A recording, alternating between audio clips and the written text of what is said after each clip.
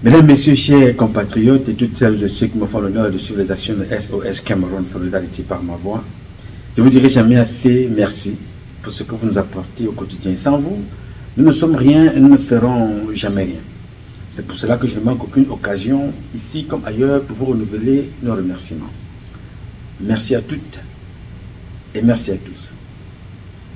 Je voudrais inviter ce matin toutes celles de ceux comme moi qui ont eu la grâce du Très-Haut d'entendre le son de notre coq national, l'international préféré, à glorifier Dieu et à célébrer la vie. La minute présente est la nôtre, je dirais même la seconde présente est la nôtre. La prochaine, on ne sait pas ce qu'elle nous réserve. Donc profitez de la vie, soyez les distributeurs automatiques du bonheur. Nous ne sommes rien sans les autres. Nous venons par les autres, par le biais des autres. Nous vivons avec les autres. Nous partirons certainement un jour accompagnés par les autres. Alors, rien ne te pousse, rien ne doit te motiver à détester l'autre au point de vouloir lui ôter la vie. Nous ne sommes rien sans les autres. Ton nom a été donné par l'autre. Tu as été soigné par l'autre. Tu as été éduqué par l'autre. Tu as été recruté par l'autre. Tu as été accompagné et conseillé par l'autre. Franchement, tu te rends donc compte que il y a toi, il y a l'autre. Tu ne peux rien faire sans l'autre. Compose avec l'autre. La vie vous appartient. Sans l'autre, tu n'es rien. Sans l'autre, tu n'es rien. Et sans toi, l'autre n'est rien. Tu vois ça?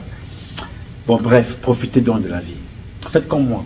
Moi, je me lève le matin, quel que soit le problème que j'ai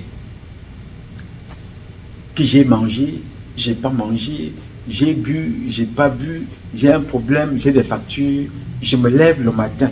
Dès que je sens que je respire, c'est un mandat de plus qui m'a été donné par Dieu. Je suis déjà de bonne humeur parce que beaucoup se sont couchés et ne se sont pas réveillés.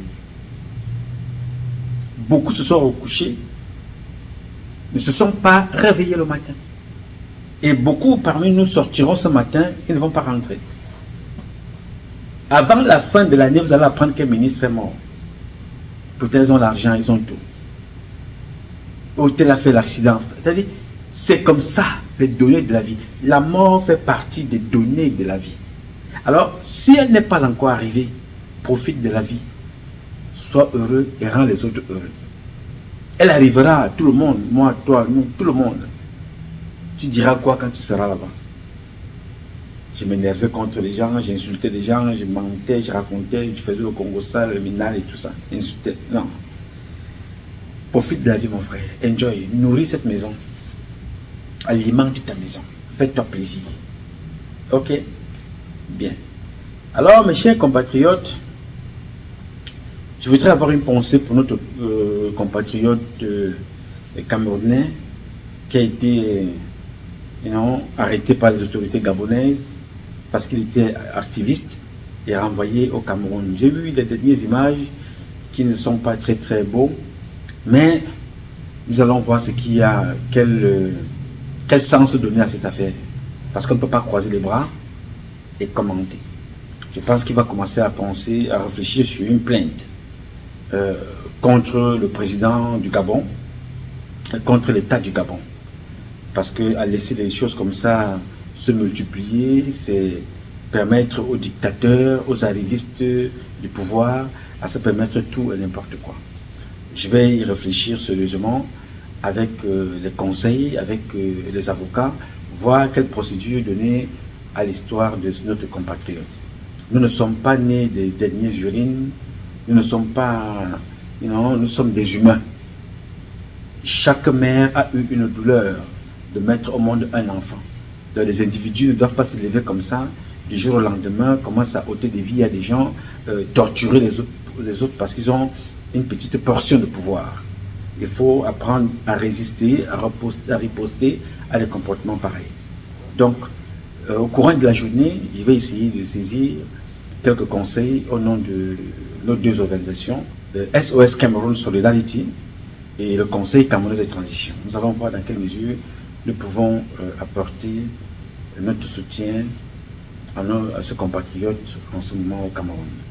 Bien entendu, il sera en difficulté, en grande difficulté, comme d'ailleurs toutes celles de ceux qui sont incarcérés, maltraités, les aïeux tabés, tout ce que vous pouvez imaginer. Beaucoup d'entre vous les ont déjà oubliés parce que nous avons beaucoup, parmi nous, ont des mémoires de poule, les mémoires d'Internet et des réseaux sociaux, où chaque événement où quelqu'un montrait les fesses, où quelqu'un racontait sa vie, vient comme ça là, mettre aux oubliettes les sujets de notre société. Donc, il va falloir commencer à y penser sérieusement. Quel rôle tu joues dans cette société? Pourquoi tu es dans cette société? Il faut que tu te poses aussi cette question. On ne peut pas passer toute une vie à venir commenter des vidéos où cette vidéo-là, vraiment, le sujet était intéressant. Bon, depuis là, je ne te suis pas. Tu es sur quelle chaîne en ce moment, Patrice? Parce que ça fait un moment que je ne vois pas tes publications. Quand tu les voyais, tu faisais quoi? Tu apportais quoi à ce combat? Vous habitez dans des pays développés, les gens s'organisent pour prendre le pouvoir. Ici aux États-Unis, les opérateurs économiques font tout pour prendre le pouvoir, pour soutenir Donald Trump, pour soutenir Joe Biden, pour soutenir Kamala Harris, pour soutenir Macron en France, les associations. Chacun a quelque chose à suivre. Toi, tu es derrière les vidéos. Oui, j'ai vu cette vidéo-là. Oui, tu as bien parlé. Vraiment, c'était un très bon sujet. Oui, ok, rib. Ok, repose en paix. Oh, j'ai aimé ta tenue. Oh, celui-là m'a fait rire. Quand vous avez, les Camerounais sont devenus des professionnels, des futilités. Vous savez, moi je continue de parler ici avec vous, il n'y a rien de nouveau que je vous raconte. Rien. Parce que tout ce que vous vivez aujourd'hui, je vous ai raconté ça depuis. Ça c'est tout simplement la rediff. J'essaye un peu d'entretenir, à gagner du temps pendant que nous sommes en train de travailler sur des choses importantes et sérieuses. Je ne vais pas vous dire qu'on croise les bras ici en attendant que Paul Biya mette qui veut mettre là-bas ou bien qui meurt. Non. Nous nous préparons aussi à opposer à ces gens-là une résistance. S'ils utilisent les rengengen, nous allons aussi utiliser les rengengen. S'ils utilisent les pompées, on va aussi utiliser les pompées. Donc pour nous, il faut penser régulièrement. Il faut penser le Cameroun. Et penser le Cameroun, c'est mettre sur pied des stratégies qui permettent d'avoir le contrôle de ce pays-là. Ce ne sont pas des animaux qui sont là-bas, même s'ils agissent comme des animaux. Ils sont des hommes et des femmes. Nous sommes des hommes aussi et des femmes. Donc nous aspirons un jour à être utiles à notre pays. On ne peut pas s'asseoir. Moi, je ne suis pas un journaliste. Je n'ai pas fait communication. Je parle ici avec vous tous les jours parce que je suis un soldat indigné. Un Camerounais indigné, mécontent d'un système qui dure depuis 42 ans. J'ai décidé de combattre ce système à mon niveau avec mes moyens. Donc ça ne me fait pas plaisir de m'asseoir ici, voir les compatriotes qui souffrent, voir des enfants qui sont malades, handicapés, qui ne peuvent pas se soigner, voir des Camerounais qui sont victimes de toutes sortes d'abus. On emprisonne, on torture, on arnaque, on escroque, on abuse, on intimide, on rançonne tous les jours. On ne peut pas s'asseoir et se contenter de parler. À un certain moment, il faut agir. Je veux donc que toi aussi tu prends tes responsabilités. Tu commences à réfléchir, à penser le Cameroun de demain. Tu sais ce qui s'est passé hier. Tu sais ce qui se passe maintenant. Mais tu ne sais pas ce qui se passera demain. Mais pour savoir ce qui se passera demain, il faut que tu t'organises en ce moment. Pour que tu sois là, que tu ne sois pas là. Pour que ton enfant, ta fille n'ait pas les mêmes problèmes demain que toi tu as connu aujourd'hui. Il faut tout acheter. Il faut corrompre. Avec l'argent, le sexe, la mort, le sang ou la chair humaine. Il ne faut pas que tu lègues, que tu laisses ce comportement-là à tes enfants. C'est pour ça qu'il faut se battre. Par tous les moyens, il faut se battre. Et nous allons nous battre. Oui, monsieur. Et le combat est dans tous les milieux. Que ce soit l'armée, la police, la gendarmerie, le combat est tout pareil. Chez les fonctionnaires, chez les chômeurs, les hommes d'affaires. Le combat est le même. Tu dois te battre pour évoluer. Pour que ton diplôme soit accepté et respecté. Tu ne peux pas être dans une structure où celui qui te commande a le BEPC. J'ai vu ça au ministère du Tourisme. Le docteur un docteur est assis au secrétariat, mais c'est lui qui commande le docteur. Il a le diplôme doctorat. Il a pris, doctorat en poche. Mais son patron a le BEPC. Tout simplement parce que il est du Nord, seulement parce qu'il est du Sud, seulement parce qu'il est bamileke, seulement parce qu'il est et que son patron est de son village. Toi, tu es là, tu as le doctorat, ton patron, le BPC, il est nul. C'est toi qui fais tout le travail. Et le salaire ne suit pas. On croise les bras, on regarde ça. On dit, voilà, on va faire comment? Non, ce n'est pas qu'on va faire comment.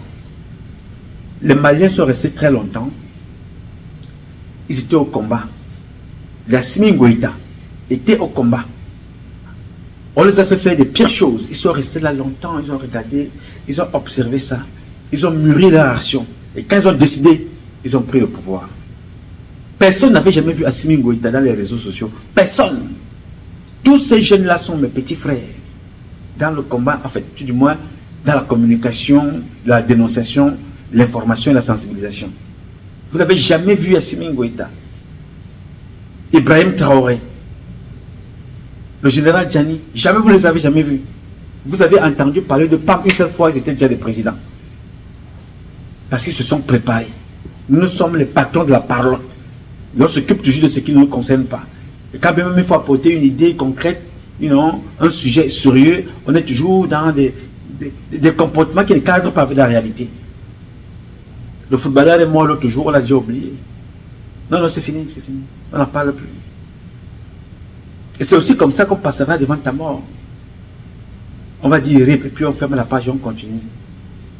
Ces enfants viendront ici tous les jours, disent il faut cotiser, non, tel est mort, oui, vraiment cotisons, il était activiste avec nous, ou tel est mort, vraiment cotisons. Moi, je ne cotise pas ces comportements-là. Non. Vous irez là où vous faites le one-man show, vous cotisez là-bas. Je ne pleure pas ce genre de deuil.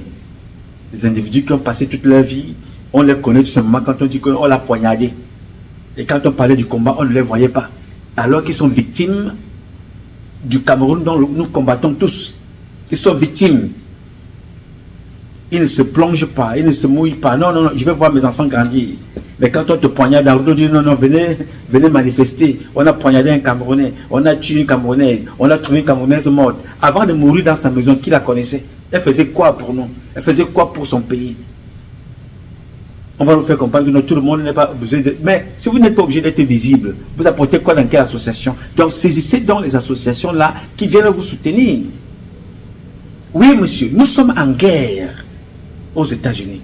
Nous sommes en guerre en France. Pas contre les Français. Nous sommes en guerre parce que nous sommes en guerre déjà contre la vie qui nous a imposée. Vous devez comprendre ça.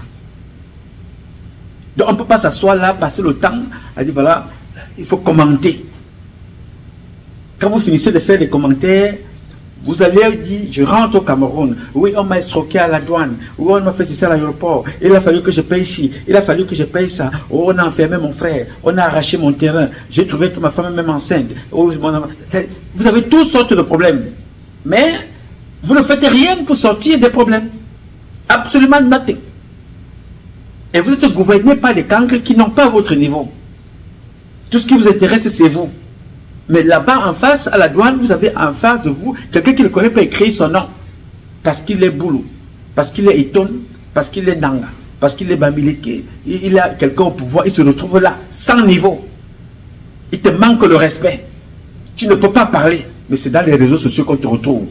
À montrer les fesses, à vendre les perruques, à raconter ta vie et à insulter les gens. Et tu veux que ça change. Et quand tu tombes, on vient pleurer à ta place. Là, vous me connaissez déjà assez. Je m'occupe de ce que j'ai choisi de faire. Et je m'occupe des enfants. C'est à eux qu'on peut encore retransmettre quelques valeurs. Oui, je m'occupe des petits. Parce que ceux qui sont vieux là, vraiment, attendez votre mort. On ne peut plus rien faire contre vous. Attendez votre mort, on ne peut plus rien faire pour vous. Ça ne sert à rien. Nous nous battons ici pour inculquer des valeurs aux prochaines générations, des bébés, certains qui ne sont même pas encore nés. Mais il faut qu'ils trouvent que dans ce pays-là, il y a des principes, il y a des valeurs. C'est ce que nous sommes en train de faire ici. Bien. Ce n'est pas le sujet ce matin. Je voudrais commenter avec vous, avant de... Je vais me préparer pour vous parler de ce dossier-là sérieusement. Alors, il se passe des choses au Cameroun, dans l'armée camerounaise, comme ça, c'est des sujets que je vais prendre ça et là pour partager avec vous. Et j'ai donc décidé de prendre un sujet qui concerne un monsieur qu'on appelle Kamgen Jackson. Kamgen Jackson, c'est le monsieur que vous voyez là, on l'appelle Jean Sangman.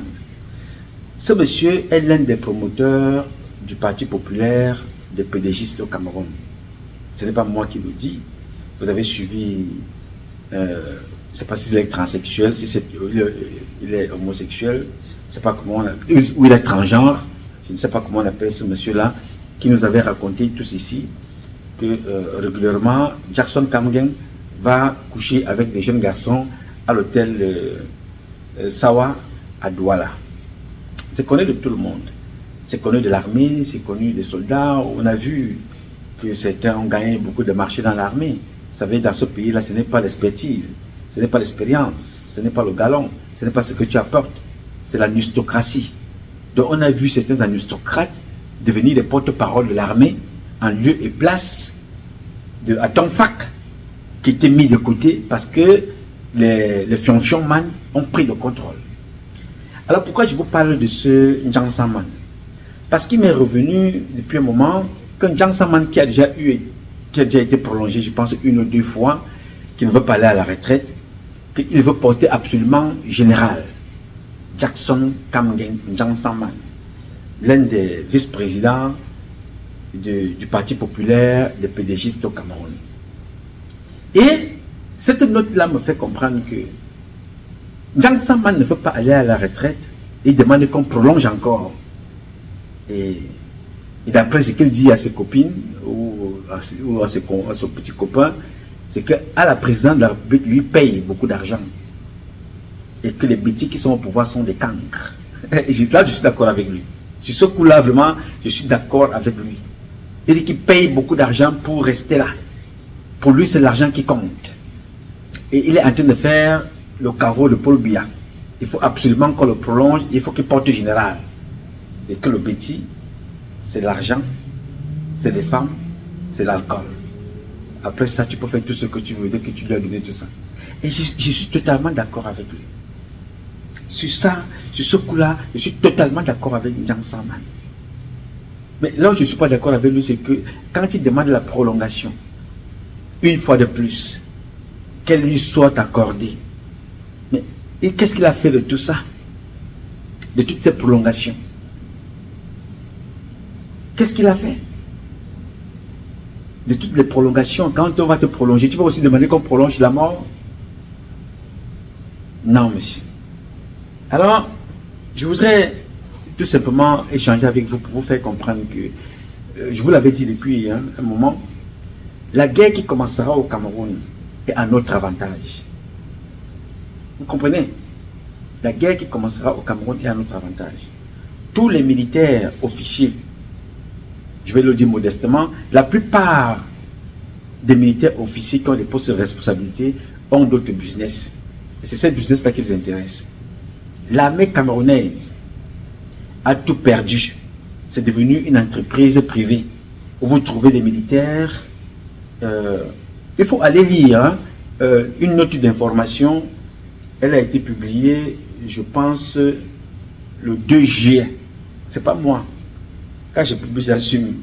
Une note d'information qui a été publiée le 2 juillet concernant le ministre de la Défense. Les services de renseignement peuvent la lui donner. C'est pas moi qui ai écrit. Ce n'est pas moi qui ai donné l'information.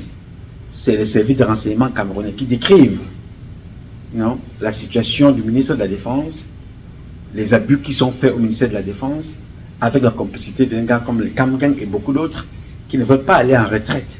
Et ils ont transformé le ministère de la Défense en une structure privée, comme d'ailleurs Kamgen le revendique. Ils demandent que le génie militaire devienne une structure, une société d'État. Il faut qu'il soit nommé directeur.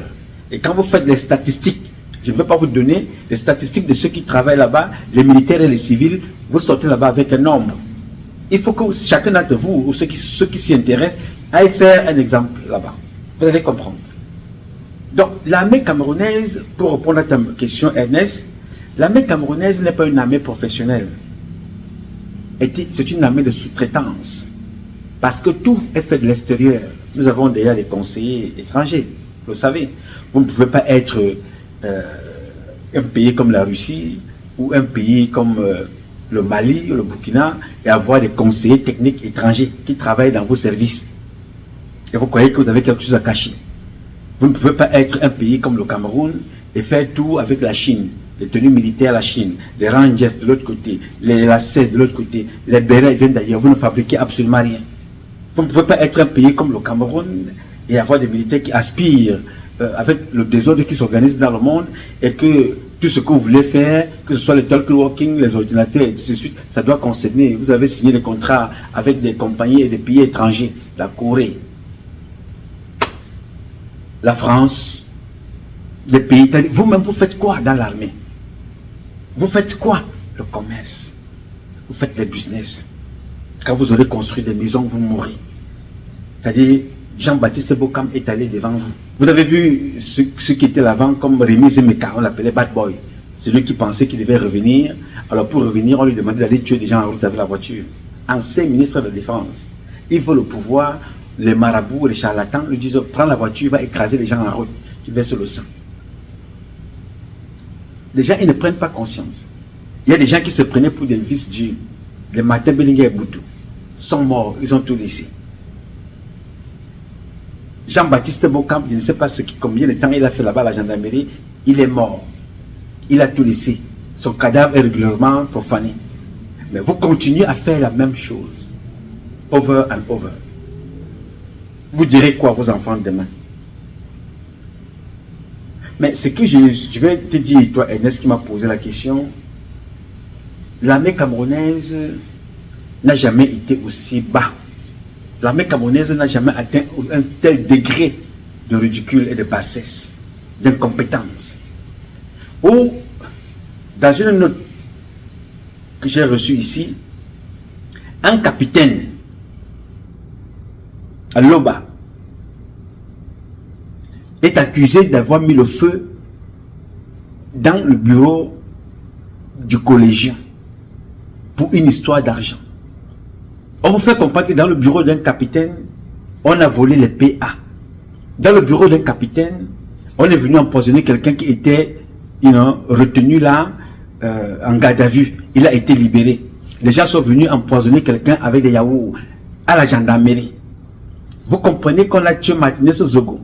Il est venu à la gendarmerie demander qu'on ouvre le portail, on a refusé. Donc on vient empoisonner quelqu'un avec des yaourts. Un policier monte un enfant avec des sachets pour une affaire de Paris Match où quelqu'un a gagné 133 millions de francs CFA. Il va récupérer son argent une partie du mois. On dit on ne va pas te donner les 133 millions, on va te donner par tranche. Avec un policier, d'après l'histoire qui nous a été racontée, qui voulait prendre son argent, il est allé prendre 20 millions. C'est un policier qu'il connaît ou qu'il ne connaît pas, l'histoire est très longue. Donc le policier met des cartouches, autant pour moi, le policier met les cartouches dans un sac plastique, l'amène dans un poste où on trouve des gars de la CIMIL. Il dit, voilà, va donner ces cartouches-là à ces personnes-là. Ce sont des militaires. Dès que le gars sort, le gars démarre la voiture, il fuit. Ce gars est donc arrêté et ramené à la gendarmerie. L'histoire est très très longue. Je voulais tout simplement vous donner là des petites poches pour vous démontrer qu'est-ce que c'est que notre armée et notre gendarmerie. Les mêmes gendarmes encore, il n'y a pas très longtemps, on vous parlait ici des Ekassi. On vous parlait des mêmes gendarmes avec l'affaire Ngakam. Les mêmes gendarmes sont impliqués dans toutes sortes de choses. Avant Ngakam, et dans la même affaire de Ngakam, on vous parle du contre-amiral Fouda. Toujours impliqué. Comment pouvez-vous avoir une armée forte quand elle est impliquée dans les scandales? Comment pouvez-vous avoir une armée forte quand elle est impliquée dans la corruption, le vol des armes? Est-ce que vous pensez que cette affaire est la première affaire? Souvenez-vous que au cabinet civil du président de la République, Oswald Baboke est impliqué dans une histoire de trafic, de vol de voitures et d'assassinat au Togo. Toujours une histoire d'armes avec son propre chauffeur. Les gens sont morts, d'autres sont encore en prison là-bas. Comment pouvons-nous être dans un pays où nous n'avons pas le contrôle de nos hommes en tenue? Que ce soit la police, la gendarmerie, les militaires de l'armée de terre, l'armée de l'air, l'armée marine, les militaires du renseignement et tous les services de renseignement sont impliqués dans tout ce qui est faux. Tu peux vous poser la question, quels sont ceux qui dirigent cette armée? Ces généraux qui sont là, il n'y a aucun Bamileke qui est en commandement de pouvoir, où on peut se dire que voilà, celui-ci peut faire peur. Non, La plupart des postes sont occupés par mes parents du centre, du sud, les petits Penanga. Il y a tout ce désordre que vous voyez là est organisé par mes propres parents. Yes, sir. Est-ce que j'ai peur de le dire? Non, je le dis, mais j'ai honte. J'ai honte que l'armée camerounaise soit devenue une structure privée, banale, pour servir des intérêts des individus. Vous trouvez dans notre pays, le Cameroun, je vais sortir la liste. Je vais publier la liste le moment venu. C'est-à-dire, vous regardez au Cameroun, vous avez des militaires qui gardent des comptoirs de cigarettes. Des militaires qui gardent des Chinois qui vont jouer au Njambo. Un gendarme est derrière ou un militaire est derrière. Un Chinois qui va jouer au Njambo. Des militaires gardent les bars. Des militaires sont dans des banques, sont dans des sociétés privées. Des militaires sont des gardes-corps. Des militaires sont dans des braquages, impliqués dans des braquages, et beaucoup de braquages dans l'armée camerounaise. Ça veut dire que le président n'est plus existant dans ce pays. Bon, il n'a jamais existé en tout cas, mais cette fois-ci, c'est gâté, comme diraient les Ivoiriens. C'est gâté. Vous avez vu le général de gendarmerie venir en route, parler de corruption en route. Un général de gendarmerie, et Charles Atébé, il parlait déjà de ça depuis. Qu'est-ce qu'un général va faire en route? Il fait pip, pip, pip. Il vient parler de corruption en route là.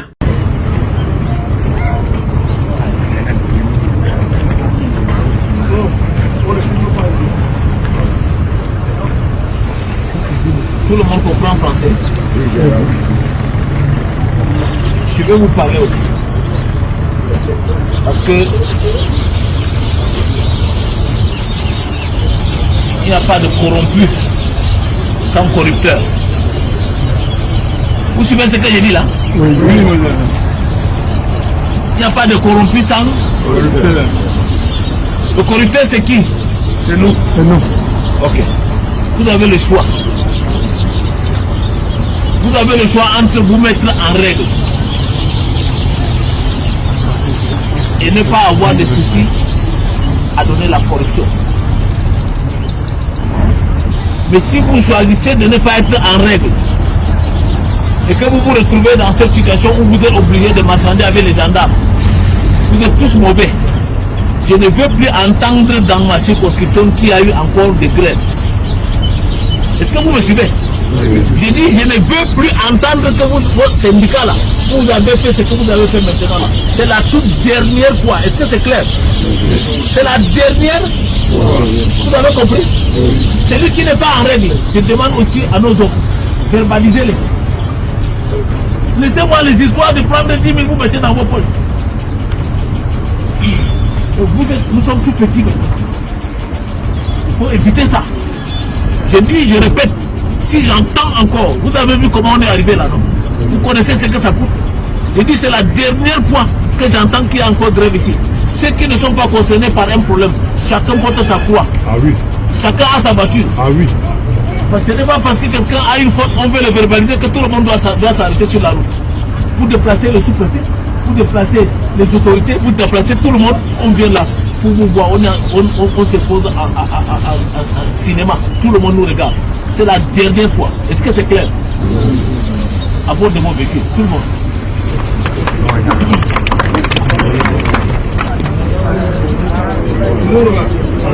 Bien, et là, il vient parler de corruption aux gendarmes qui sont en route. Ces gendarmes-là n'ont pas leurs avantages.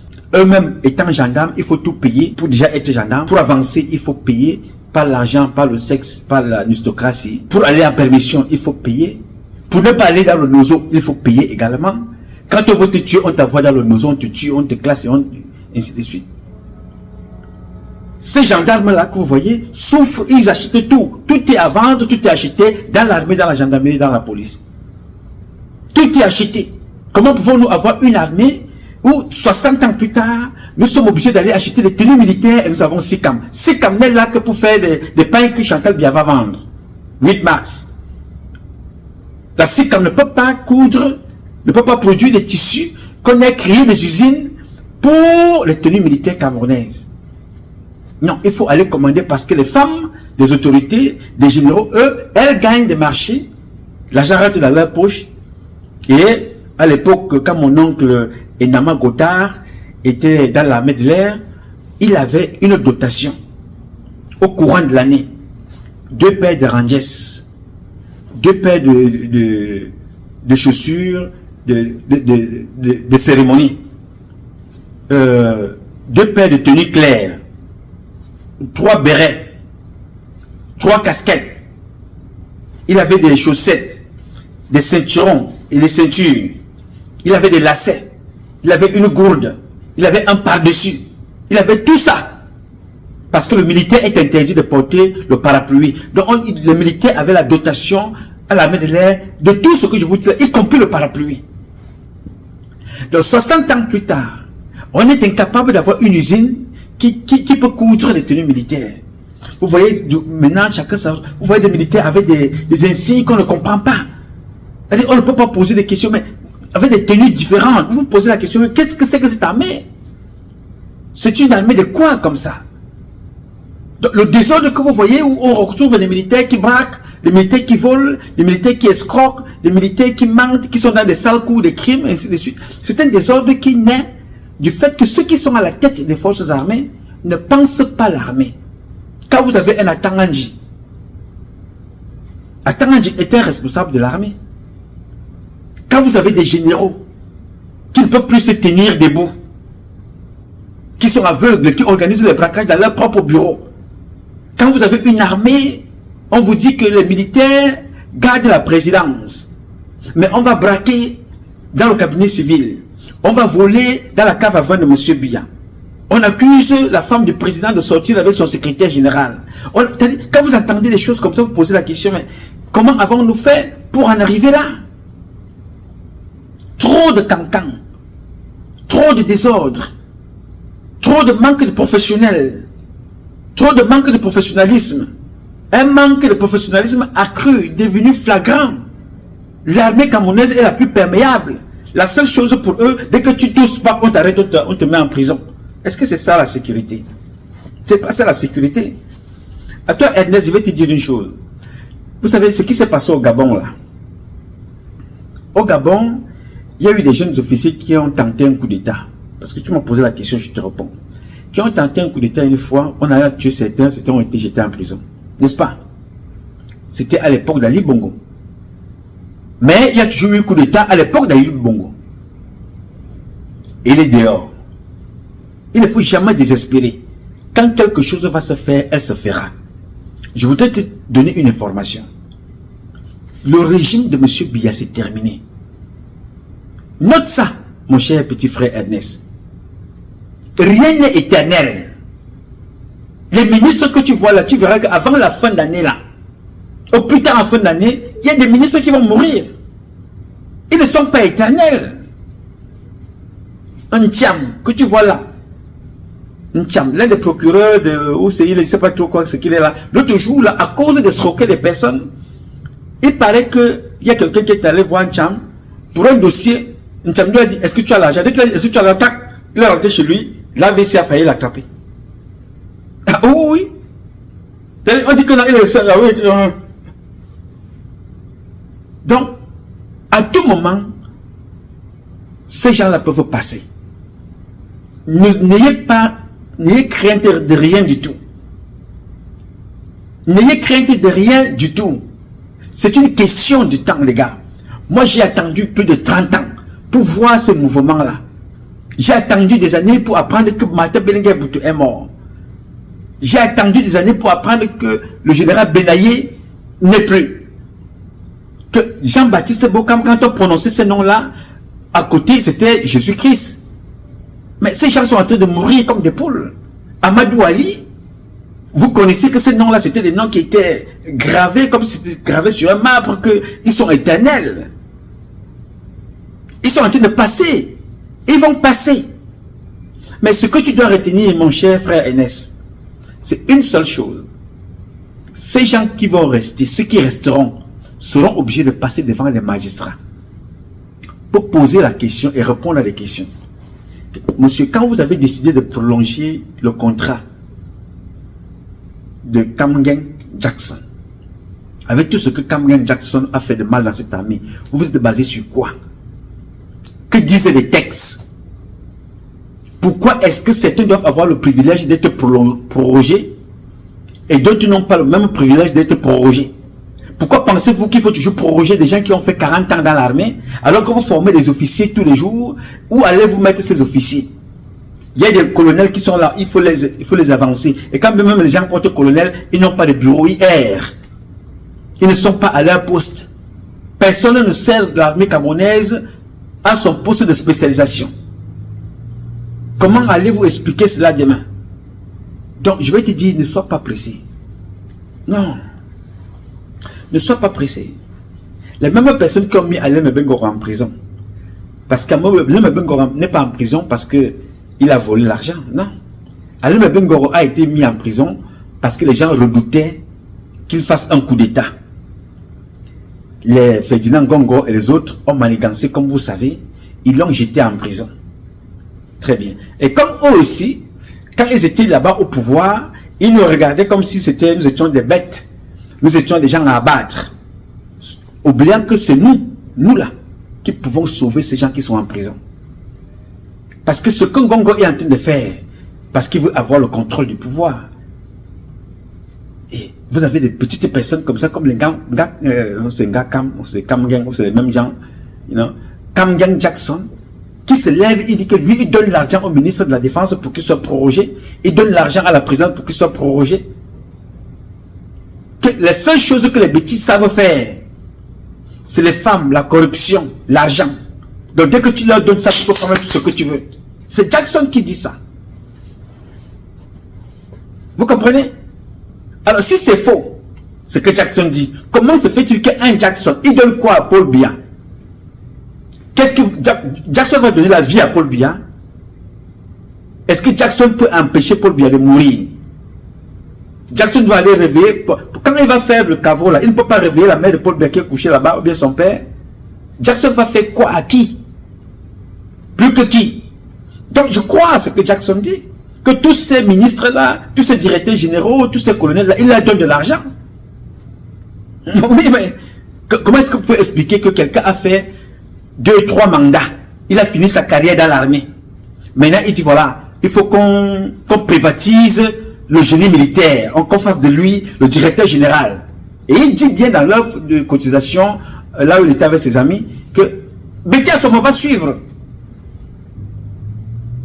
Il dit Bétia Somo va suivre, Bétia Somo ne représente rien. Et ça se voit. Et je voulais déjà expliquer que Bétia Somo ne représente rien, pas parce qu'il est incapable, il n'est pas venu là-bas par la compétence. Comme d'ailleurs tous les ministres, ils viennent là-bas par cooptation. Et tu suis ce qu'on te dit. Mais vous allez voir que d'autres sont prorogés, d'autres ne sont pas prorogés. Qu'est-ce qui fait ça? Il faut se poser la question. Nous sommes dans une armée privatisée où les ministres deviennent des prisonniers d'un système qu'ils ont eux-mêmes instrumentalisé. Et ils pensent qu'ils vont s'échapper. Ils ne peuvent pas, Ernest. Ils ne peuvent pas s'échapper. Ce qui est important dans ce qui se passe maintenant, pas parce que beaucoup dans ce système-là sacrifient leurs enfants. Font avancer leurs petits. S'il y avait une logique, la logique voudrait que ce soit les enfants qui enterrent les parents. N'est-ce pas? Mais comme cette logique-là, c'est une logique qui ne marche pas avec la mort. C'est une logique qui ne marche pas avec Dieu. Dieu seul sait quand ta vie disparaît ou quand tu nais. Mais une certitude doit t'habiter. C'est que les enfants de ces gens-là resteront, même s'il n'en reste qu'un seul. Ils vont repasser les examens que tu vois là. Ne t'inquiète pas, Ernest. Qui eût cru que quand nous parlions ici, toi et moi, de Brenda Biya, il y a 12 ans, on nous a traités de tous les noms, n'est-ce pas? Là, voilà aujourd'hui.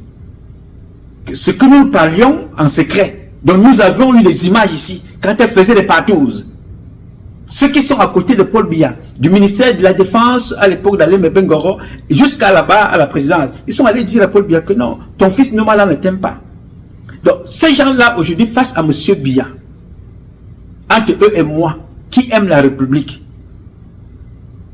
Je ne veux pas être prétentieux pour te dire que c'est moi. Entre eux et moi. Tu as vu ça?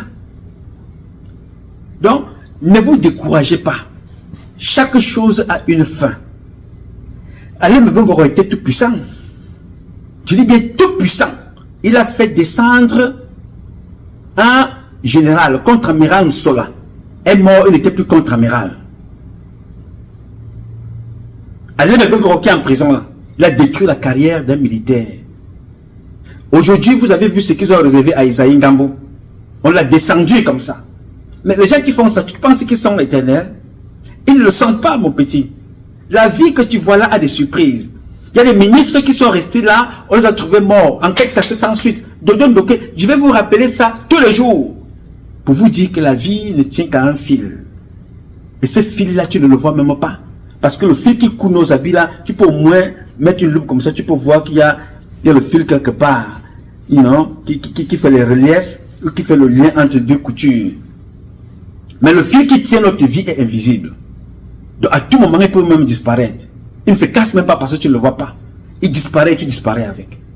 Donc ne t'inquiète pas des gens que tu vois là. Certains vont enterrer leur femme avant la fin d'année. Certains vont disparaître avant la fin d'année. Le changement se fera. Chantal et Paul Biya, c'est terminé. Mets ça dans la mémoire. Chaque chose a une fin. Rien n'est éternel. Biya a été 42 ans, 7 mandats. Il ne peut pas faire le 8e mandat. Ce n'est pas possible. Chantal Biya a été là. Elle a fait sa part. Pillé, volé avec ses enfants. Elle partira. Les généraux qui ont été là, même si on demande à quelqu'un 115 ans encore, ils partiront. Ne soyons pas pressés, les gars. Moi, je me suis assis en France. J'ai combattu, j'ai dénoncé. Nous étions peut-être moins de 5.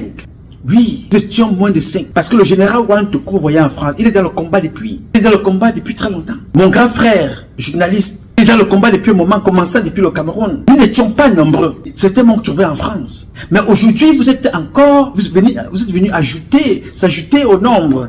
Et quand vous arrivez, le combat est en train d'aller vers sa fin. Ces gens-là sont en train de tomber. À l'époque, Belenga Boutou était tout puissant. Belenga Boutou était juste son souffle faisait tomber les arbres. Belenga et Boutou, les Foumanaka, Zakame Foum, les Amadou Ali, vous vous souvenez de ce qu'ils ont fait à Tangana, Thierry et Djoatitus. Là, ils avaient été enregistrés dans leur conversation pour dire qu'il faut qu'ils laissent ces gens-là mourir en prison. C'était terrible. Vous comprenez là la méchanceté de l'humain. La méchanceté de l'humain, emprisonner les autres et inventer. Ils vous disent au téléphone qu'il faut inventer les motifs pour que ces gens-là meurent en prison. Peut-être tu as oublié ça. Ce que je sais faire, c'est être archiviste. Écoute ça. Des proches de Michel Thierry. Mais l'affaire connaît un revirement en 2009 avec l'arrivée d'un nouvel ambassadeur. Bruno Guin a consacré une partie de sa carrière aux droits de l'homme. Il va enfin faire bouger les lignes. Peu de temps après ma prise de fonction à Yaoundé, au Cameroun, l'un des avocats de Michel Thierry à Tangana, il en a eu de nombreux, a demandé à être reçu à l'ambassade, ce que j'ai fait bien volontiers.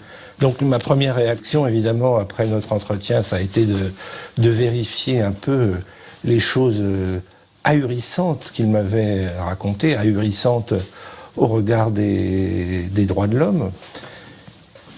Et à ma grande surprise, je me suis rapidement heurté à un argument que la plupart de mes interlocuteurs me retoquaient. Michel Thierry à Tangana est un Camerounais. Nous ne comprenons pas pourquoi vous vous en occupez. Il n'a rien à voir avec la France, contrairement à ce que peuvent en dire certaines personnes. Michel Thierry à Tangana s'est fait enregistrer à l'ambassade à son arrivée. Il y a laissé une copie de ses documents d'identité et du permis de séjour délivré par l'État camerounais. Mystérieusement, son dossier a disparu. Il n'y avait pas de dossier du tout. Malgré toute la correspondance volumineuse de ses avocats, malgré le fait qu'on ait attiré l'attention de la France plusieurs fois, ses avocats bien entendu sur sa situation, et il n'y avait pas de dossier au niveau de l'ambassade. Et ça, c'est incompréhensible. J'ai fini par rassemblé un certain nombre d'éléments. Je suis arrivé à la conclusion que oui, Michel Thierry Atangana était bien français, contrairement à ce que m'avançaient de façon péremptoire des interlocuteurs camerounais parmi les plus haut placés, à commencer par le garde des Sceaux. Le garde des Sceaux, Laurent Essou, déjà ministre de la Justice au moment de l'arrestation, puis du premier procès de Michel Thierry Atangana.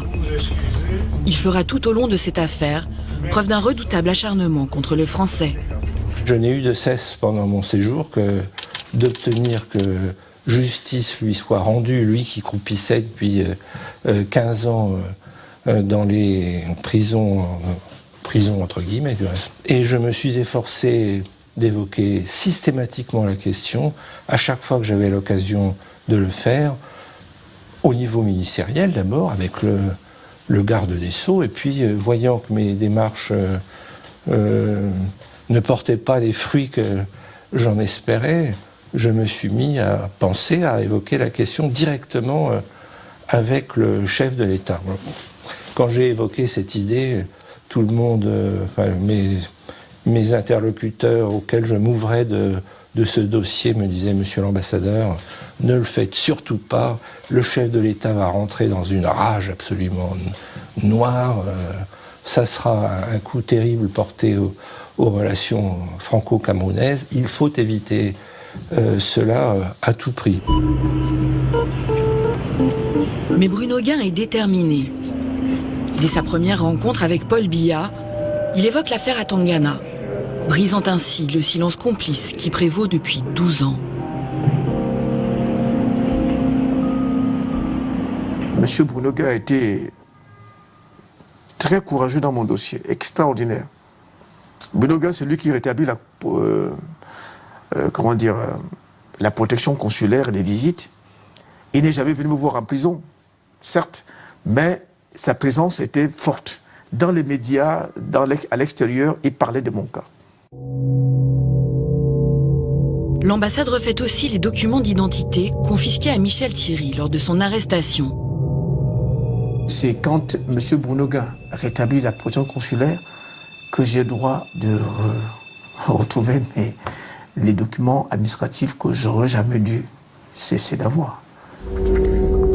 Douloureuse ironie, en place d'adresse, c'est son lieu de détention qu'on inscrit. Malgré les efforts de Bruno Guin au Cameroun, à Paris, le pouvoir persiste dans la politique de la sourde oreille. Comme les ministres des Affaires étrangères qui se sont succédés sous la présidence de Jacques Chirac, ceux de Nicolas Sarkozy s'en tiennent à un mot d'ordre, pas d'ingérence.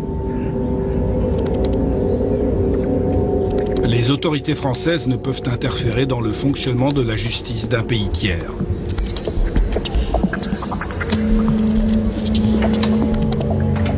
Le droit international proscrit toute ingérence dans le fonctionnement de la justice d'un État étranger souverain.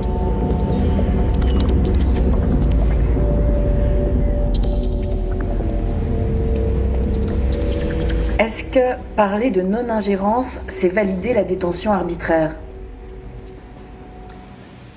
Tacitement, oui, évidemment. Évidemment.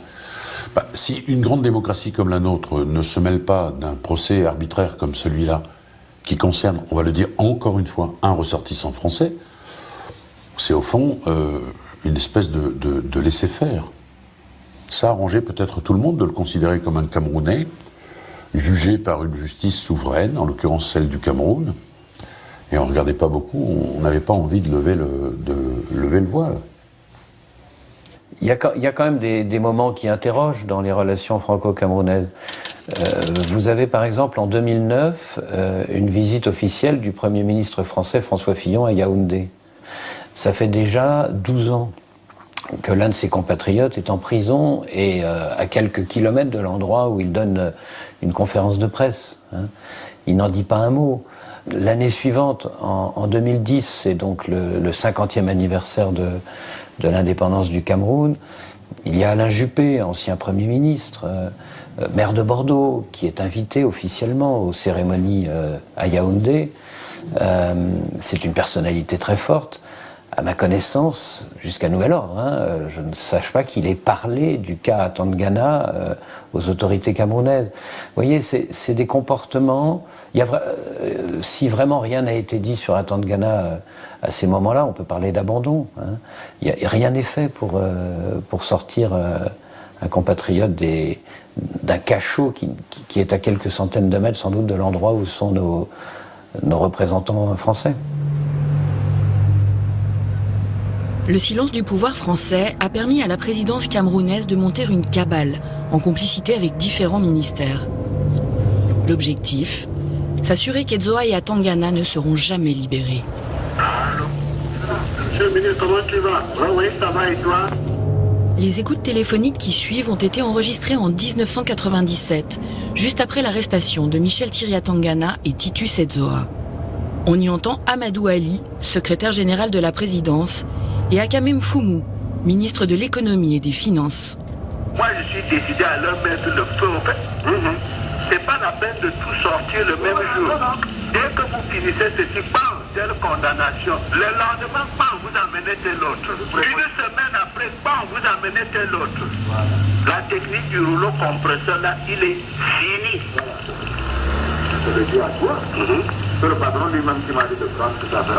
Mais oui, bien sûr. Il faudrait aussi mettre le garde des Sceaux dans le coup. Absolument.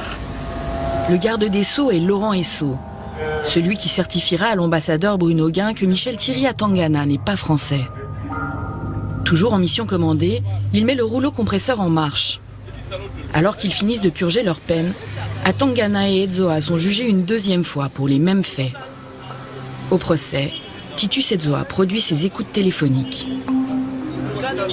Quand les écoutes téléphoniques sont balancées au public, mais tout le monde se rend compte que c'est véritablement un complot qui a été ourdi, puisque les choses sont claires. Le rouleau compresseur, comme on l'appelait à l'époque, s'est redéployé pour maintenir Michel Thierry Atangana et Titus Edzoa en détention. Lors du deuxième procès, si on peut l'appeler ainsi, de plus en plus de monde était intéressé. Il y avait de plus en plus de journalistes, chroniqueurs judiciaires intéressés et qui assistaient aux audiences. Bien, vous avez compris. Ernest, tu as suivi, n'est-ce pas? Ces gens que tu entends parler là, ce sont des hauts cadres, hauts commis de l'État, des ministres qui prennent des individus par méchanceté, les jettent en prison, comme vient de le faire également Bikele, qui a pris sa belle-sœur, il l'a jeté en prison. Comme l'a fait il n'y a pas très longtemps un autre militaire qui a jeté un handicapé en prison. C'est-à-dire, ça se passe devant vous. Voilà les seules choses que les bêtis ont réussi à faire. Et ils ont réussi en 42 ans. Détruire les vies par méchanceté, par égoïsme, égocentrisme, par sorcellerie, par jalousie. Et vous croyez que ces gens-là vont demeurer? Non. À la présidence de la République, il y a des médecins qui sont morts comme Mandela. Il y a les Boutoulis qui ont été tués. Il y a les Maté Belinga qui sont passés. Il y a beaucoup de gens qui sont passés. Ceux qui sont là ne peuvent pas te dire qu'ils sont éternels. À tout moment, on peut vous appeler que non, tel est allé se coucher chez lui, il est mort. Parce que Satan, ce qu'il leur a donné ou ce qu'il leur a fait croire, avoir avec eux comme richesse, peut prendre leur vie à n'importe quel moment. Je t'ai déjà dit, Ernest, le diable a la montre, Dieu a le temps. Note ça. Je reprends. Le diable a la montre, Dieu a le temps. One more time. Le diable a la montre et Dieu a le temps. Donc, les gens que tu vois là, ils vont passer. Ils peuvent accumuler des richesses qu'ils veulent. Ils peuvent faire tout ce qu'ils veulent. Ça ne doit pas, ne soyez pas impatients. Je sais que quand on est dans la souffrance, on manque de l'eau, pourtant nous avons l'eau. On manque de tout. On se dit, mais jusqu'à quand ça va continuer? Quand est-ce que ça va s'arrêter cette histoire? Je comprends tout ça. Mais ça va passer. Tout ce que nous avons réussi à faire depuis un moment, c'est que nous avons aussi réussi à repérer les enfants de tous ces gens-là.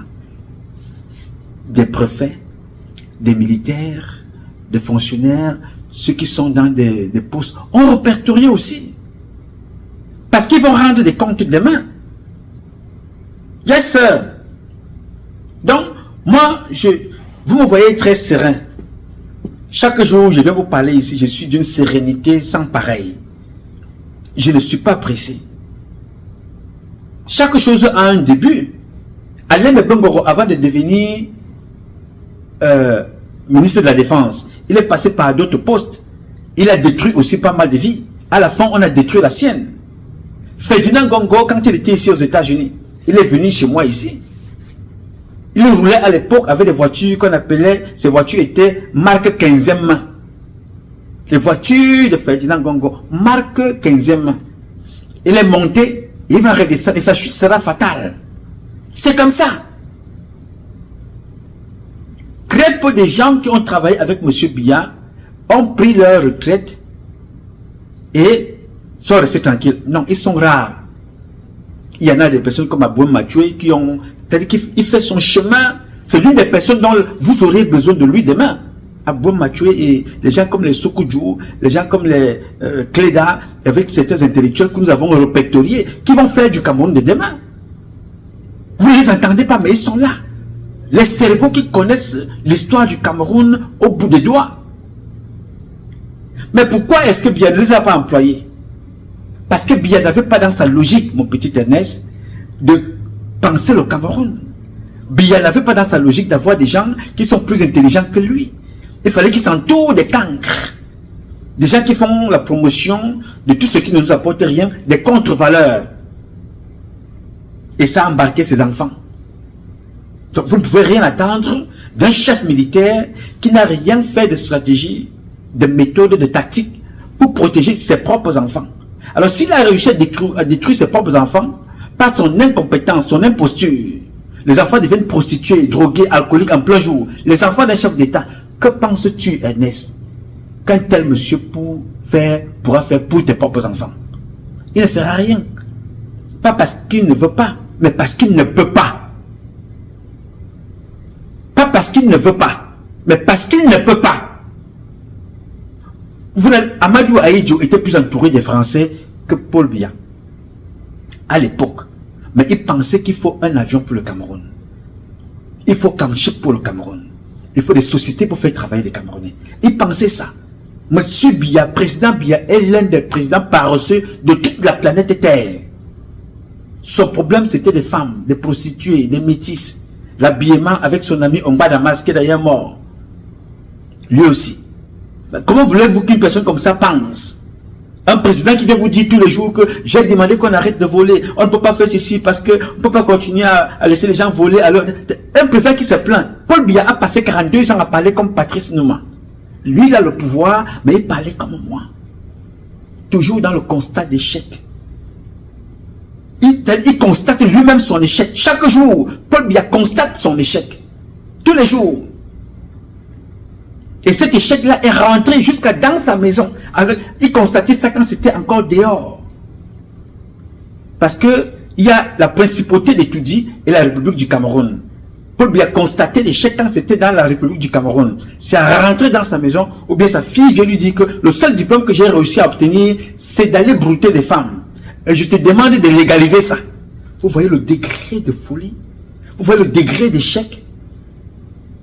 Et les gens comme ça, il y en a dans la République du Cameroun. L'échec de Paul Biya est aussi... Allez, on trouve ça chez les préfets, chez certains maires, gouverneurs, certains préfets, sous-préfets, chez certains ministres. Ils ont des enfants comme Brenda que vous voyez là. Ministres. Alors que les vendeuses de beignets ont des enfants docteurs, ingénieurs, professeurs, médecins, qui font la fierté de nos parents. Des ministres qui devaient être des exemples ont des enfants prostitués. Eux-mêmes, ils ont prostitué. Des petites filles qui viennent vous faire comprendre que, oui, moi, je vends mon sexe pour l'argent. Moi, je vends mes fesses, c'est pour l'argent. Je ne vends pas mes fesses pour vendre. Je vends mes fesses, c'est pour mon argent. On lèche ma chatte, c'est pour mon argent. Hey! Voilà. Des enfants comme ça, auteurs de maladies. Ça vous donne une idée là, de voir comment certains qu'on appelle des hauts commis d'État vont mettre des bébés au monde atteints de maladies sexuellement transmissibles. L'enfant naît, on dit qu'il faut commencer à lui donner des antibiotiques. Bébé! Alors, tout ça repose sur quoi, mon petit Ernest? J'ai tout le temps de parler avec toi, c'est pour te faire comprendre que Dieu existe. Et Dieu n'agit que dans la volonté. Dieu n'agit que dans le courage. Aucun ministre là ne sera survivant de ce qu'ils ont fait pour le Cameroun en mal. Ce qu'ils ont fait disparaîtra avec eux. Ils ont construit des maisons. Ils ont construit comme la maison de celui qu'on appelle les combis. C'est les biens qui vont être récupérés par l'État. Je t'assure, mon petit. Je te le dis avec une assurance vraiment pas... Je ne te le dis pas avec orgueil, mais je te le dis avec prétention même. Que ce sont des biens qui vont être récupérés par l'État du Cameroun prochain. Il ne faut pas t'en faire. Le Cameroun, comme je vous l'ai dit, sera le paradis. Il ne faut pas t'en faire. Le Cameroun, comme je vous l'ai dit, sera la capitale du paradis sur terre, au Cameroun là. Moi, je vous le dis tous les jours, quand je me relève le matin, je ne pose pas la question, ça arrivera quand. Je sais que ça va arriver. Mais quand, c'est Dieu qui décide. Mais la certitude, moi je te la dis, et je te la donne aujourd'hui, que ça arrivera. Il y a les ministres qui vont fuir.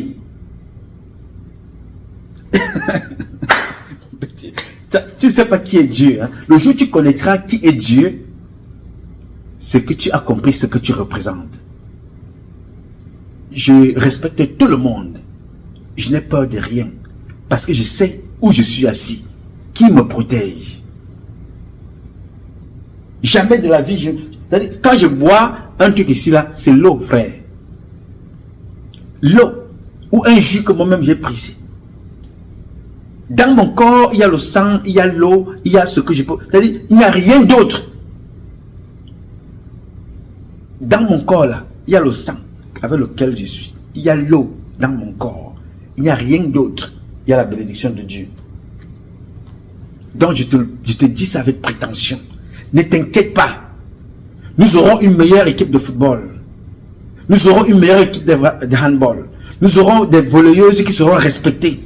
Nous aurons une armée où la compétition se fera devant tout le monde. Tu réussis, tu passes, tu échoues, tu restes, tu recommences pour la prochaine fois si tu as l'âge. Le coup de fil ne passera plus. On n'aura plus des ministres qui ne savent rien de l'armée. Non, monsieur. Le ministre fera son travail. Chacun sera à son poste. Le président ne décidera plus de qui il va nommer. Tout ça va se passer au Parlement. Tu passes là-bas comme aux États-Unis. Tu réponds à une interview. Et tout Camerounais doit passer filmé. On décide si tu peux jouer le rôle de ministre. La double nationalité sera acceptée au Cameroun. Elle ne sera même pas seulement double nationalité, sera la multiple nationalité. Elle sera acceptée. Tout ça va être mis sur pied, mon petit. Donc, je te parle avec une aisance que chaque jour qui passe, je vois la puissance de Dieu, mon petit. J'ai vu le temps passer. Mais je n'ai jamais imaginé un jour que je pouvais m'asseoir comme ça et dire, hé, nous m'a 30 ans à l'extérieur et voir la fille du président aller brouter les fesses et que je l'avais parlé, ce n'était pas un prophète. Mais j'ai parlé de ça il y a 12 ans. J'ai parlé de ça il y a 6 mois. J'ai parlé de ça il y a 5 ans. J'ai parlé de ça il y a 10 ans. J'ai parlé de ça il y a 33 ans. 30 ans. 20 ans. J'ai été traité de tous les noms. Aujourd'hui, Dieu, de par son temps, il a demandé à ces gens-là de venir se présenter eux-mêmes pour me donner raison. Ça veut dire que c'est l'échec de tout un service de renseignement. Tout un réseau de renseignement. Vous savez combien ça a pris à la Russie d'avoir un réseau de renseignement comme les Russes l'ont aujourd'hui? S'il fallait que le patron de la police se couche avec toutes les femmes du renseignement, mais mon ami serait mort depuis. Il faut mettre les gens dans les conditions d'abord du patriotisme. Qu'est-ce que c'est que le Cameroun? Qu'est-ce que c'est qu'être citoyen camerounais? Ça veut dire quoi? Il faut mettre les gens dans ces conditions-là. Pour qui travaillez-vous? On ne travaille pas pour un individu. On travaille sous le commandement d'un individu. On ne travaille pas pour un individu. On travaille pour le peuple et la nation. Et c'est ça qui a conduit les gens à ce que vous voyez là. Un individu se lève, il nomme se prostituer, il nomme n'importe qui. On est de scandale en scandale. Ça vous désoriente. Une personne dit qu'il va acheter l'armée. Kamgang dit que Bétia Somotin corrompu. Kamgang, c'est pas moi qui dis. Moi je peux donner des voices. Hein. Moi je n'ai pas peur de quoi que ce soit. moi j'ai toujours des choses, mais j'ai dit que je ne peux pas publier des voices qui me sont données ou dans une conversation privée. Mais s'il y a un problème, je fournis. Oui, monsieur. On m'amène au tribunal, je prends, je porte. Et je t'ai dit, je ne peux jamais publier ma conversation avec quelqu'un en privé. Il y a un problème, vous m'entendez mettre un voice ici. C'est un voice qui m'a été donné dans d'autres conversations. Je publie. Mais moi, personnellement, vous m'entendrez jamais parler de ma vie privée, de la vie privée de quelqu'un, quand nous sommes en privé. Non. C'est Kamgen qui dit que le ministre de la Défense est un corrompu.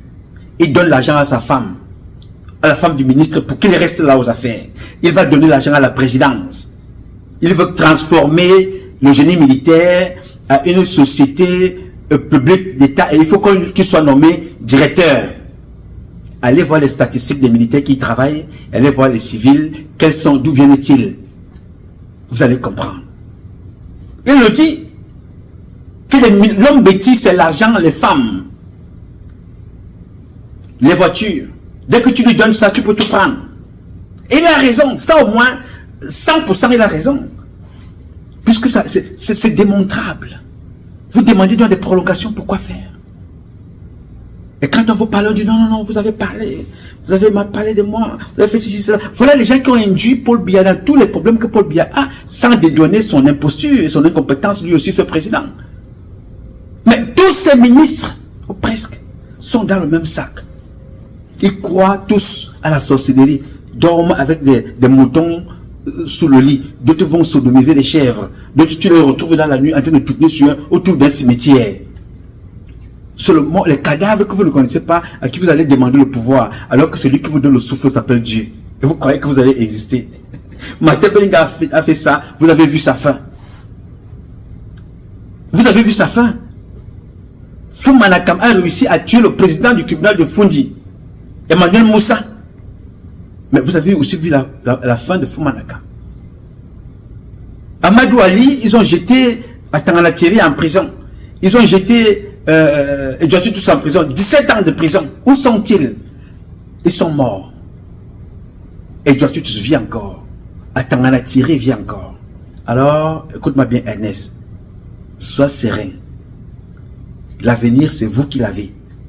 Et de gré ou de force, nous allons vous laisser un pays sur les rails. Et vous allez démarrer la locomotive. Même s'il va falloir pousser. Dès qu'elle va prendre, vous allez aller. Yes, sir. D'autres se sont avancés. Ce n'est pas la course de vitesse, mais vous allez les dévancer. Je reprends. D'autres ont pris de l'avance. Le Mali, le Burkina, le Niger, l'Afrique du Sud, la Chine, ils ont pris de l'avance. Ce n'est pas la course de vitesse, mais vous allez les dévancer le moment venu. Donc, ne perds pas espoir. Tout ce que tu dois demander à Dieu chaque fois que tu te réveilles le matin, la santé, le souffle de vie, la santé, la vie et le souffle de vie, la santé, la vie et le souffle de vie. C'est tout ce que tu dois demander à Dieu tous les matins. Les plus malades dans ton environnement, c'est le président. Il est malade physiquement, il est psychologiquement, il est psychologiquement atteint. Président de la République, près de 115 ans, son héritage c'est les drogués, les brouteuses des fesses, les alcooliques. Président de la République du Cameroun, 42 ans, là le fruit. Et comment toi tu ne peux ne pas être heureux? Ernest, tu es ingénieur. Toi-même tu m'as dit, tu es ingénieur. Ton père a fait comment pour payer ta scolarité? Il a fait une tontine, n'est-ce pas? Ton père travaillait à Isaka. C'est ce que tu m'as dit. Ton père travaillait à Isaka. Il gagnait combien? La maman vendait au marché les tomates et les arachides. Ta maman faisait le même travail que ma grand-mère. Parce que ma grand-mère, qui s'appelle Matt, père son âme, elle vendait les tomates en Kololo. Oui, parce que mes grands-parents sont de... Elle vendait les tomates en Kololo. Elle a réussi à élever ses enfants. Donc, ma mère est la seule de ses enfants qui fait des enfants. La grande sœur de ma mère n'a pas fait des enfants. Sa petite sœur est décédée, maman Blandine Abo est morte sans enfants. Ma mère dans sa famille est la seule fille qui a fait des enfants. Sa propre maman dont ma grand-mère vendait la tomate. Ma mère, elle est aussi devenue commerçante. Ce que sa maman n'a pas fait, ma mère faisait la ligne de Dubaï, elle montait et descendait. Donc, il faut toujours chacun à son niveau.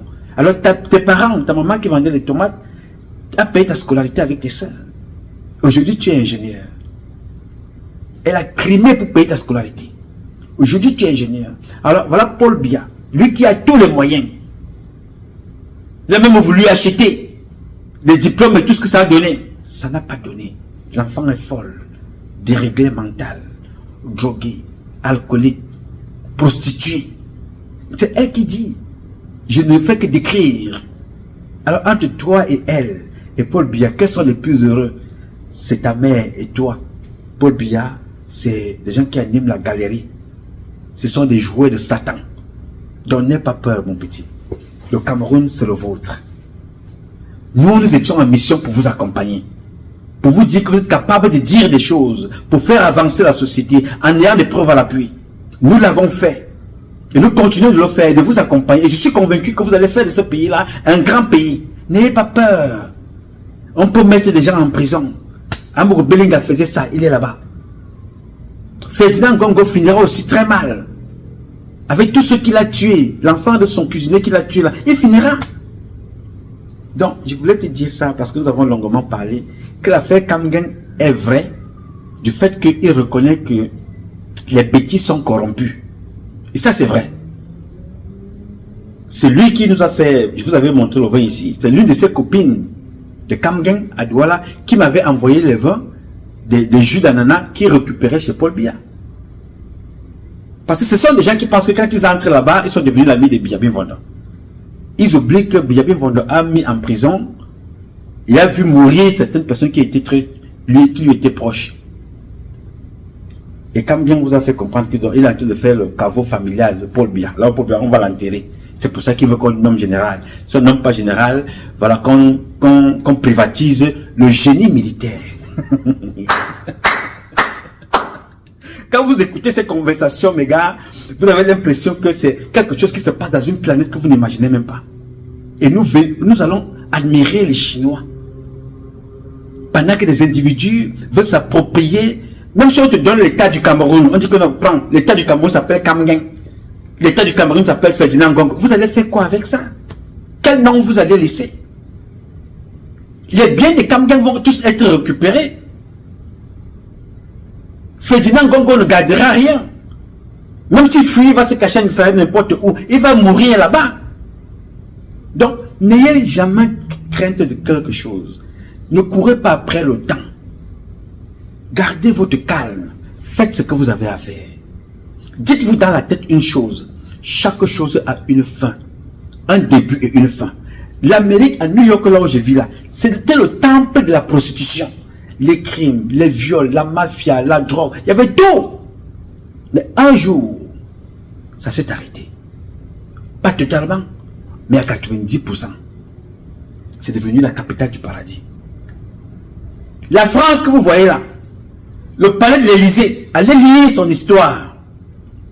Vous allez comprendre. L'Angleterre, allez lire son histoire. La Chine, allez lire son histoire. Donc nous sommes en train de traverser la nôtre. Et notre pays va dépasser tous ces pays-là quand il va décider de se lever. J'ai une jombe, j'ai confiance. Je n'ai pas d'inquiétude. Ces gens-là, ils ont volé de l'argent pour vivre leur vie en tuant les leurs. Très bien. Ça a été l'une des meilleures écoles des choses à ne pas faire que nous avons vécu en 42 ans. Donc nous n'avons pas tout perdu. Et vous avez donc, pour conclure cette publication, vous avez donc constaté que vous avez constaté les limites de la magie. Martin Belinga qui était un chantre, un monstre de ce truc-là, il est passé. Vous avez vu les limites de la méchanceté avec Dodo Ndoké, comment on a pris sa vie. Vous avez vu les limites de la prostitution. Que tous ces gens-là, la plupart sont malades. Les épouses aussi. Vous avez vu ce que Mbargombo a fait à sa femme. Tuer sa femme devant vous. Il n'a pas tué en cachette. Il a appelé des militaires, des policiers, venir la prendre. On l'a chassé de la maison. Ils sont allés la tuer dehors. Ils ont organisé le deuil. Comment pensez-vous que les gens qui sont aussi criminels peuvent encore prendre le Cameroun pour 8 ans? Pour faire un 8e mandat. Vous avez donc vu les limites. Vous avez vu les limites de l'imposture à la canne. Vous avez vu les limites de l'imposture au volleyball. Vous avez vu les limites de l'imposture dans le handball. Vous avez vu les limites de l'imposture dans le volet sécuritaire dans notre pays. Biya vous a appris tout ça, de mettre des gens à des postes qui ne peuvent pas gérer. Vous avez vu les conséquences. L'homme n'a pas de vision, l'homme n'a pas de caractère, l'homme n'a pas de compétences. Les conséquences, vous avez appris tout ça. Comment faire pour échouer? Comment faire pour échouer au paradis? Comment faire pour échouer dans un pays où on a tout? La référence, c'est Biya. Mettre à des postes des imposteurs. Rien ne marchera. Dans un pays qui a tout, vous avez tout devant vous. Vous avez donc vu qu'on a échoué. À cause d'un homme. À cause d'un homme. Toi qui es régulièrement au Cameroun, il s'appelle encore comment le petit là? Adrien. Va en prison. Va poser la question que tu vas rencontrer, même pour une fois, l'homme qu'on appelle Fondjida. Serre sa main. Tu croises le monsieur là, tu serres sa main. Tu dis que Dieu te bénisse. Il a pris une société, 10 employés, il en a fait 3500. La jalousie de Biya et de ses amis, on l'a jeté en prison. La société est tombée. Les Camerounais sont au chômage. Les familles pleurent. Comment voulez-vous qu'on réussisse avec un type pareil? Donc ça a été une très grande leçon. Oui, monsieur. À l'heure où je vous parle là, les Camerounais devaient être en train de développer les drones, comme les Turcs. Parce que nous avons des meilleurs ingénieurs. Les Camerounais devaient être en train de développer des cités, de construire des routes. Et ça va se faire. Même si nous aurions appel, même si à l'avenir, nous allons faire appel à des techniciens extérieurs pour le matériel, mais les Camerounais vont travailler à 80% dans leur propre pays, comme l'ont fait les Chinois. Les Chinois sont les plus grands voleurs de technologie de toute la planète Terre. Je reprends mon petit Adrien et mon petit Ernest. Écoutez-moi bien, le Cameroun là c'est votre pays. Vous allez aussi faire comme les autres. Les autres ont passé le temps à aller faire de l'espionnage. L'espionnage c'est une forme de vol. Voler les intelligences, la technique. Nous aussi nous irons en Chine. Le transfert de technologie. Vous allez aussi voler le transfert de technologie là-bas. Comme les Chinois ont volé ici aux États-Unis. Comme ils ont volé en France pour construire le chez eux. Vous allez construire le Cameroun. Vous allez développer vos armes. Vous aurez des satellites dans l'espace. Au Cameroun. La prostitution que vous voyez là va se faire en cachette. On va te dire de prononcer le mot influenceuse de merde là. Ça va les dépasser. Le pays que vous voyez là va être un pays de travailleurs. On te dit, serre la main d'un professeur, quand tu le vois, tu baisses la tête comme ça, tu dis que voilà, voici les gens qui forment les vies. Voici les gens qui nous donnent l'éducation. Voici les gens qui nous élèvent. Le maître sera le patron au Cameroun. Le professeur sera l'homme à respecter. Bientôt. Pas dans un... Ça va se faire bientôt là. Le bordel que vous voyez là va se terminer. En une, c'est-à-dire, on aura 72 heures pour mettre fin à tout ce comportement que vous voyez là. Ne t'inquiète pas. Je te dis en connaissance de cause. Je suis très serein quand je te le dis. Et je suis sûr à 100%. Parce que si longtemps que Dieu nous donnera le souffle de vie, nous allons accompagner la jeunesse camerounaise à avoir un pays meilleur que ce que Biya a fait là, avec ces gens. Donc, pour l'affaire Ngakam, Kamgen et tout ce monde-là, ne t'inquiète pas, nous connaissons. Ça c'est rien. Tu connais qu'il y avait un père au Cameroun. Je vais le dire autrement. Tu connais qu'il y avait des papas au Cameroun. Kadi de Fosso Victor, les Sons André et tous ces gens-là. Tu sais que c'était des milliardaires, n'est-ce pas? Des gens qui ont laissé beaucoup de biens. Qui donnaient même l'argent à l'État. Tu le sais.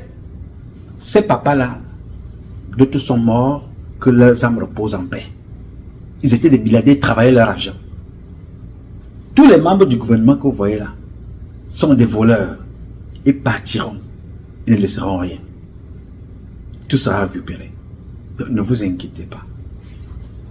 C'est ce que je voulais échanger avec toi aujourd'hui pour te dire l'affaire de Kamgen. J'y reviendrai avec beaucoup. J'attends les documents. J'aime vous parler avec des documents à l'appui. Là, je voulais faire un summary. J'aime parler avec des documents à l'appui. You know? Donc, quand je vais recevoir all the proof, I'm going to be able to share with you whatever I'm going to receive. Right now, I can't say anything. You know, je ne peux pas te dire grand chose. Je voulais tout simplement faire un petit résumé avec toi pour te faire comprendre que calm down. Calm down. Le changement arrive et il se fera. Bien. Mes chers compatriotes, ce combat est un combat de tous et de chacun. Pour un intérêt commun. C'est avec la volonté des Camerounaises et des Camerounais que vous êtes. Et la bénédiction de Dieu que nous vaincrons. En attendant, le combat continue. Alors ce combat continue parce qu'un Cameroun nouveau est possible, chacun dans son domaine respectif. C'est parce que je reconnais que chacun dans son domaine respectif donnera ainsi de son expertise au Cameroun afin que celui-ci retrouve ses lettres de noblesse. Je suis convaincu que vous ferez du Cameroun la capitale du paradis sur terre. Vous pouvez compter sur moi parce que moi je compte sur vous. Je m'appelle Nouma, Patrice Nouma. Je suis le fils de la République. Appelez-moi aussi Freeman, un homme libre. Je réponds au 001 551 666 1027. I love you, but God love you more. Thank you.